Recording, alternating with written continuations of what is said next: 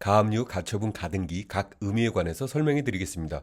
1. 가압류. 가압류는 채권자가 채무자에게 돈을 받을 권리가 있는 경우에 그 돈을 나중에 소송을 통해 받을 수 있도록 채무자의 재산을 미리 법적으로 묶어두는 절차입니다. 쉽게 말하면 누군가에게 돈을 빌려줬는데 그 사람이 도망가거나 재산을 빼돌릴 것 같을 때 법원을 통해 통장, 부동산 등 그 사람의 재산을 임시로 동결시키는 겁니다.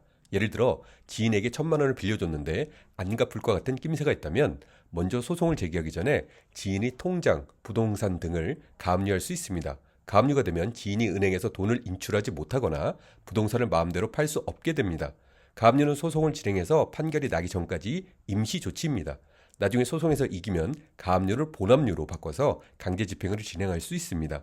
그러나 소송에서 지면 가압류는 해제될 수 있습니다. 2. 가처분. 가처분은 돈과 관련된 것이 아니라 권리나 사실관계가 얽혀 있을 때 사용하는 임시조치입니다. 주로 물건이나 부동산의 소유권, 사용권 등 비금전적 분쟁에서 활용됩니다. 예를 들어 어떤 건물의 소유권을 두고 두 사람이 다툴 때 법원에 가처분을 신청하면 그 건물에 대해 처분을 하지 못하도록 막는 겁니다. 이는 소송이 끝날 때까지 현상 유지를 하도록 하는 조치입니다. 3. 가등기. 가등기는 말 그대로 임시로 해두는 등기입니다. 특히 부동산 거래에서 많이 쓰입니다. 아직 소유권이 완전히 이전된 건 아니지만 장래에 소유권을 넘겨받기로 한 계약이 있는 경우 그 권리를 보장받기 위해 등기부에 미리 등기를 해두는 겁니다. 예를 들어 매수인이 부동산을 계약하고 계약금을 지급했는데 잔금을 치러야 부동산 이전을 할 수 있습니다. 이때 매매 대금이 너무 크거나 잔금 지급 날짜가 너무 늦게 잡히는 등 이런저런 이유로 매수인은 잔금을 지급했음에도 소유권 이전을 제대로 받지 못할까봐 걱정할 수 있습니다. 이처럼 걱정스러운 상황에 대비해 가등기를 신청합니다. 그러면 부동산 등기부 등본에 가등기가 표시되어 제3자가 보더라도 이 부동산은 이미 누군가와 계약된 상태라는 걸 알 수 있게 됩니다. 가등기를 해두면 나중에 본등기를 할 때 가등기 이후 권리보다 우선순위를 가질 수 있어서 권리가 확보되는 효과가 있습니다.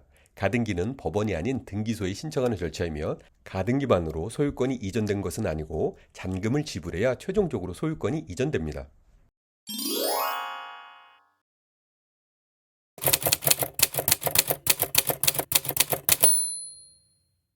가압류, 가처분, 가등기 차이점에 관해 비교해서 설명해 드리겠습니다. 1. 대상. 가압류, 금전채권. 가처분, 금전 외의 권리나 사실관계. 가등기, 부동산 등기 관련 권리. 2. 목적. 가압류, 재산을 미리 묶어두기. 가처분, 현재 상태 유지하기.